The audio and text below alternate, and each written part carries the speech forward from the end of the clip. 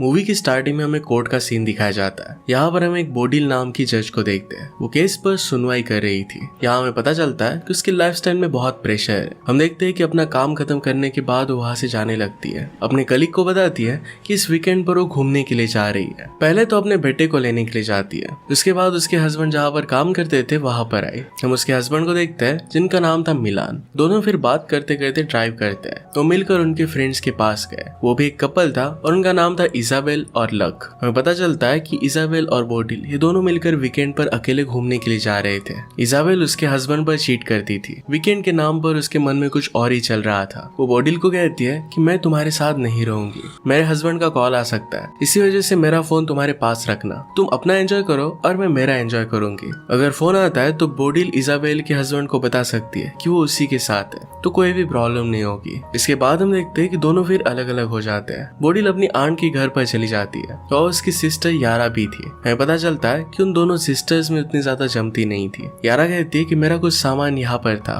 वो लेकर मैं यहाँ से जा रही हूँ। वो फिर वहाँ से चली गई। इजाबेल एक होटल के कमरे में रहती है। वहाँ पर वो बहुत एंजॉय करती है। बोडिल की कॉन्फ्रेंस थी और वो वहाँ पर गए। वहाँ पर वो अपने और इजाबेल दोनों के मोबाइल से फोटो खींचकर मिलान और लक को भेज देती है ताकि उनको लगे कि वो साथ साथ है। यहाँ पर प्रेजेंटेशन शुरू होता है। वहाँ पर हमारा और एक मेन कैरेक्टर जिसका नाम था सैमुअल ये प्रेजेंटेशन दे रहा था। बोडिल उसकी प्रेजेंटेशन से काफी इम्प्रेस थी। जब वो प्रेजेंटेशन दे रहा था तो बीच बीच में बोडिल का फोन बजता है। इससे सैमुअल की नजर उस पर पड़ती है। प्रेजेंटेशन के बाद हम देखते हैं कि सैमुअल और बोडिल एक दूसरे से बात करने लग गए थे। दोनों के बीच में एक अच्छी बॉन्डिंग हो जाती है। इसके बाद वो दोनों बोट राइडिंग के लिए जाते हैं। बोडिल फिर उसे अपने घर पर लेकर गए। एक दूसरे के साथ वो इंटीमेट होते हैं और बहुत सारा टाइम अच्छे से स्पेंड करते हैं। दूसरी तरफ हम देखते हैं कि इजाबेल भी एक बार में जाती है और वहां पर एंजॉय कर रही थी। वहां पर एक आदमी को पैसे देती है। ये पैसे उसने किस लिए दिए थे इसका राज हमें मूवी में आगे पता चलेगा। दूसरी तरफ हम देखते हैं कि बोडिल अपने घर पर आने के बाद फिर से फोटोज क्लिक करती है। अपने हस्बैंड मिलान और लक को भेज देती है। अगली सुबह हम देखते हैं कि बोडिल को लक का कॉल आता है। बोडिल ने फोन उठाया और लक को कहती है कि इजाबेल नहाने के लिए गई है।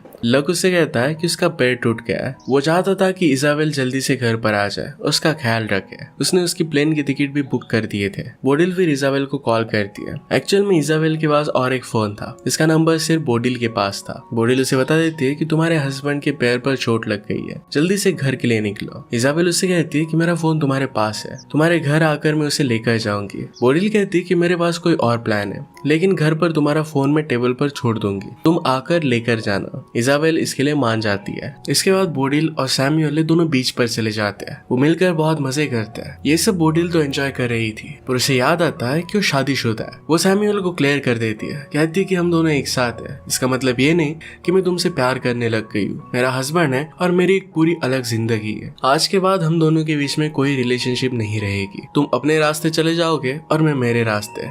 इस बात पर सैमुअल थोड़ा सा उदास होकर वहां से चला जाता है। इसके बाद बोडिल जब अपने घर पर आती है तो देखती है तो वहां पर बहुत सारा खून गिरा हुआ था। घर का सारा सामान बिखरा हुआ है। वहां पर वो इजाबेल की बैग देखती है तो काफी डर जाती है। डायरेक्टली पुलिस को कॉल करती है। जब पुलिस आते हैं तो बोडिल के साथ पूछताछ करने लगते हैं। बोडिल झूठ कहती है कि इजाबेल और वो साथ में ही थे, लेकिन कुछ काम से वो बाहर चली गई थी। जैसे ही घर पर आए तो ये सब देखा। पुलिस यहाँ से ब्लड सैंपल वगैरह इकट्ठा कर चले जाते हैं। पुलिस के जाने के बाद बोडिल मिलान को कॉल कर बुला लेती है। कहती है कि तुम लक को भी लेकर आना। बोडिल वही होटल में जाता है जहाँ पर वो रुकी थी ताकि वहाँ से कुछ इन्फॉर्मेशन निकाल पाए। वहाँ उसे कुछ भी पता नहीं चलता। इसके बाद उसे बार में बुलाती है जहाँ पर वो गई हुई थी। वो बहुत परेशान हो जाती है क्योंकि अगर इजाबेल का पता नहीं चला तो सारा शक उसी पर आएगा। शाम को मिलान और लक आ जाते हैं। अगले दिन जब पुलिस आए तो सबको बताते हैं कि हमने ब्लड सैंपल की जांच की थी, हमें पता चला कि ब्लड इजाबेल का नहीं है। जब हमने उसका फोन ट्रेस किया तो हमें पता चला कि उसका फोन पूरे दिन भर घर पर ही था। यहाँ पर बोडिल कहती है कि हम दोनों का फोन एक ही जगह पर था। मैं अपने फ्रेंड सैमुअल के साथ घूमने के लिए गई थी, आप अगर चाहो तो उससे पूछ सकते हो। इस सब में मेरा कुछ हाथ नहीं है। यहाँ पर अभी भी बोडिल ने सच्चाई पता ही नहीं थी। थोड़ी देर बाद अपने हस्बैंड को सच्चाई बता देती है कि इजाबेल होटल में रुकी थी। अगले दिन बोडिल को कॉल आता है और वो सब लोग पुलिस स्टेशन पहुंच जाते हैं। पुलिस उन्हें बताती है कि उन्हें कातिल का फोन मिला है। उसके फोन में एक फोटो थी, इसमें इजाबेल की डेड बॉडी है। डेड बॉडी को देखकर ऐसा लगता है कि किसी ने उसके गले पर एक वायर लगाकर उसे मार दिया हो। कातिल ने किसी को डार्क वेब वेब पर मैसेज किया था और कहा था कि मेरा काम हो गया। यहाँ पर पुलिस को शक है कि किसी आदमी ने इजाबेल को मारने की साजिश की है। उसका यूजर नाम था ज़ैटकिन। ये सारे मैसेजेस डार्क वेब पर हुए थे और इसी वजह से पुलिस उसे ट्रैक नहीं कर पाती। नेक्स्ट सीन में हम लक को देखते हैं जो काफी दुखी हो गया था। अगले दिन पुलिस बोडिल को कहती है कि हमने सैमुअल से बात की थी और उसने आपको पहचानने से मना कर दिया है। इससे पुलिस का बोडिल के खिलाफ शक और भी गहरा होने लगता है। सब सुनकर बोडिल बहुत ही ज्यादा परेशान हो जाती है और अंदर से टूट जाती है। नेक्स्ट हम देखते हैं कि बोडिल के घर पर एक कुरियर आता है। इसके अंदर एक बुक थी। ये बुक लक ने लिखी हुई थी। यहाँ पर बोडिल बहुत परेशान थी और इस बुक को नहीं पढ़ती। ये किताब छोड़कर वो चली जाती है। जब रात में सब लोग मिलकर डिनर कर रहे थे तो यहाँ पर लक भी था। अपनी पुरानी बातों को याद कर रहा था। इजाबेल ने उसे जो मैसेज किए थे ये वो दिखा रहा था। वो बहुत ही ज्यादा दुखी था। यहाँ बोडिल उसे सारी सच्चाई बता देती है कि इजाबेल उसके साथ नहीं थी। वो अलग अलग होटल में रह रहे थे।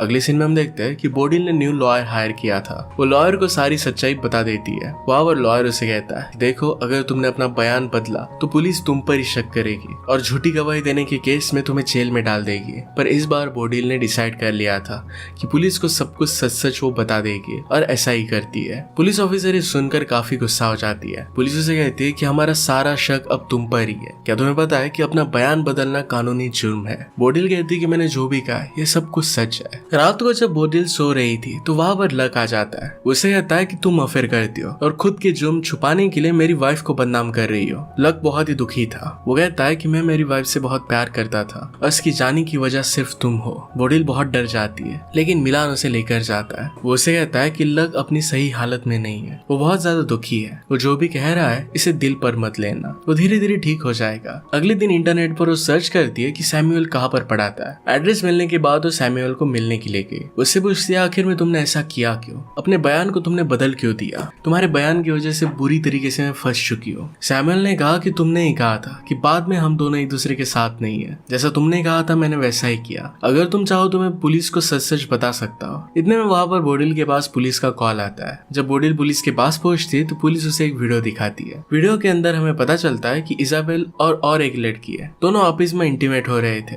इजाबेल लेस्बियन थी और लक के साथ खुश नहीं थी। जब बोडिल दूसरी लड़की की शक्ल देखती है तो बहुत ही सरप्राइज्ड हो जाती है। ये वही लड़की थी जिसे इजाबेल ने एज अ सिस्टर इंट्रोड्यूस किया था। तो उसकी सिस्टर नहीं थी तो उसके साथ उसका अफेयर चल रहा था। उसका नाम यारा था। पुलिस को लगता है कि यारा ने उसका मर्डर किया होगा, इसलिए उसका पासवर्ड अपने पास रख लेते हैं ताकि वो देश से बाहर ना जा सके। नेक्स्ट सीन में हम देखते हैं कि बोडिल लक से मिलने के लिए जाती है। उसकी दिमागी हालत अब सही नहीं लग रही थी। उसे समझाने की वो कोशिश करती है पर लक बहुत दुखी था। वो कहता है कि मैं इजाबेल से बहुत प्यार करता था, फिर भी उसने मेरे साथ ऐसा किया क्यों? वो बहुत दुखी हो जाता है। बोडिल भी इस बात से दुखी होती है। जब वो और मिलान किचन में जाते हैं तो अपने में ही खो जाते हैं जैसे कुछ हुआ नहीं था। अगले दिन हम देखते हैं कि यारा बोडिल से मिलने के लिए आती है। कहती है कि मुझे इस देश से बाहर जाना है, लेकिन उसके पास पासपोर्ट नहीं था। बोडिल को एक डिवाइस देती है। किसी को बेहोश करने के लिए इसका यूज कर सकती है। बोडिल ने पूछा कि मुझे इस डिवाइस की जरूरत क्या है। यारा उसे कहती है कि जिस घर में मर्डर हुआ था ये घर तुम्हारा है। शायद इजाबेल को नहीं तो तुम्हें मारने के लिए कोई आया होगा। तुम्हें अपने खुद का ख्याल रखना चाहिए। बोडिल को ये बात सच लगती है। उसे लगने लगता है कि उसके जान के पीछे कोई है। वो डिवाइस अपने साथ रख लेती है। इसके बाद उसे हमेशा लगने लगता है कि उसके जान के पीछे कोई है। वो डिस्टर्ब हो जाती है और बहुत सारी दवाइयां भी लेती है। जब शाम को बोडिल को उसके बेटे का कॉल आता है, वो कहता है कि उसे किसी प्रोजेक्ट के लिए कुछ फाइल्स की जरूरत है, तो पापा के लैपटॉप में देखो। जब फाइल्स ढूंढने के लिए बोडिल ने अपने हस्बैंड का लैपटॉप देखा तो उस लैपटॉप में एक उसे वीडियो मिलता है। ये उसका खुद का था। यहाँ पर पता चलता है कि घर का सीसीटीवी कैमरा उसने लैपटॉप पर अटैच किया है। इसमें बोडिल और सैमुअल की सारी अच्छी बातें थी। साथ में पिछले कुछ टाइम की वीडियो भी थी। इसमें वो जिसके साथ इंटीमेट हो रही थी इसके वीडियोस थे। उसे पता चलता है कि मिलान काफी समय से उस पर नजर रख रहा है। शायद उसने सैमुअल के साथ वो इंटीमेट हुई थी ये वीडियो भी देख ली हो। उसे लगता है कि उसके पति ने ही सब कुछ किया हुआ है, वही उसे मारना चाहता है। ये सब देखने के बाद उसे अपने बेगुनाही साबित करने की अपॉर्चुनिटी मिलती है। वो लैपटॉप लेकर तुरंत ही पुलिस के पास पहुंच जाती है ताकि वो बता सके कि जब मर्डर हुआ था तो वो सैमुअल के साथ थी। जैसे वो लैपटॉप ओपन करती है तो देखती है तो सारी वीडियोस किसी ने डिलीट कर दी थी। वो डर जाती है और पुलिस के सामने कहने लग जाती है कि प्लीज मुझे अरेस्ट कर लो, मेरी जान को खतरा है, कोई मुझे मारना चाहता है। पुलिस कहते हैं कि इस तरीके से हम तुम्हें अरेस्ट नहीं कर सकते। उसे वहां से जाने के लिए कहते हैं। बोडिल फिर अपने घर नहीं तो सैमुअल के घर पर जाती है। सैमुअल उसे शांत करता है। वो सैमुअल का घर देखने लग गई तो उसे पता चलता है कि सैमुअल के घर पर एक पियानो है। पियानो का एक वायर टूटा हुआ था। इजाबेल की डेथ भी वायर की मदद से की गई थी। इजाबेल बहुत ज्यादा डर जाती है। उसे लगता है कि सैमुअल ने शायद बोडिल को मारा होगा। वो डर कर तुरंत वहां से चली जाती है। वहां उसे सैमुअल के घर के बाहर मिलान मिल जाता है। मिलान उसे कहता है कि तुम किसी के साथ भी रिलेशनशिप रखो, मुझे इससे अब कुछ भी फर्क नहीं पड़ता। इसके बाद वो घर पर आता है। बोडिल बहुत ही स्ट्रेस में थी। अभी भी उसे लगता है कि उसका हस्बैंड ही मर्डरर है। मिलान उसका स्ट्रेस दूर करने के लिए उसे नींद की गोली देता है, लेकिन बोडिल इसको नहीं लेती। चालाकी से अपने मुंह में रखती है और मिलान के जाने के बाद इसे निकाल लेती है। अभी तक उसे किसी पर भी भरोसा नहीं था। उसे लग रहा था कि उसका हस्बैंड गोली देकर उसे मार डालना चाहता है। जैसे ही वो बाहर आती है तो देखती है कि लक ने बहुत सारी नींद की गोलियां ली थी। उसे लगता है कि उसके पति ने ही लक को मारने की कोशिश की है। बोडिल फिर यारा ने उसे जो डिवाइस दिया था इसकी मदद से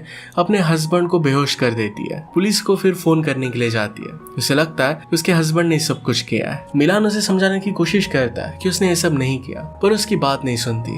उसे वहां पर एक बुक मिलती है जो लक ने लिखी थी। लक अपनी किताब जैड के नाम से लिखता था। बोडिल को याद आता है कि जिस यूजर ने डार्क वेब पर किसी को मारने का कॉन्ट्रैक्ट दिया था उसका यूजर नेम जैड की नहीं था। इसका मतलब है लक ने ही सब कुछ किया है। तभी वहां पर लक आ गया। वो बोडिल से कहता है कि मेरी बीवी की जगह पर तुम वहां पर होनी चाहिए थी। जो भी हुआ उसकी जिम्मेदार सिर्फ तुम ही हो। मैं तुम्हें नहीं छोड़ूंगा। लक उसे मारना चाहता था ताकि उसे लग रहा था कि वही इजाबेल को भड़का रही है। बोडिल मौका देखकर वहां से भाग जाती है। लक उसका पीछा करने लगता है। बोडिल भागते भागते समुद्र के किनारे भागने की कोशिश करती है। लक को तैरना नहीं आता था, फिर भी वो पानी में डुबकी लगा देता है। इसका फायदा बोडिल उठा लेती है और पानी में डुबा डुबा कर मार देती है। जब यहाँ पर पुलिस आती है तो सब कुछ सच्चाई उन्हें बता देती है। पुलिस उसे कहती है कि जो कॉन्ट्रैक्ट किलर था वो देश छोड़कर भाग चुका है। ये सब लक नहीं किया था। पुलिस फिर यारा का पासपोर्ट भी बोडिल को दे देते हैं। वो बोडिल को कुछ भी चार्ज नहीं करते क्योंकि उसने ये सब सेल्फ डिफेंस में ही किया था। हम देखते हैं कि मिलान बोडिल से बहुत गुस्सा था। वो अपने बेटे के पास अपने घर में रहने के लिए चला जाता है। उसने बोडिल को अब छोड़ दिया था।